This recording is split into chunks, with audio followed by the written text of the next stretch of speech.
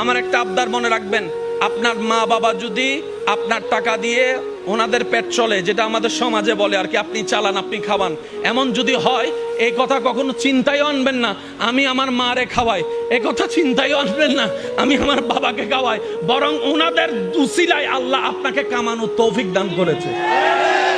মনে রাখবেন, মা বাবার জন্য প্রতি মাসে আপনার সামর্থ্য অনুযায়ী কিছু খরচ রেখে দিবেন। জোরে জোরে জোরে। প্রত্যেক মাসে সন্তানের পক্ষ থেকে মার জন্য একটা আলাদা হাদিয়া দিবেন, বাবার জন্য একটা আলাদা হাদিয়া দিবেন। ওনাদের যেন চাইতে না হয়, বুক ফুলায় কাজ করেন।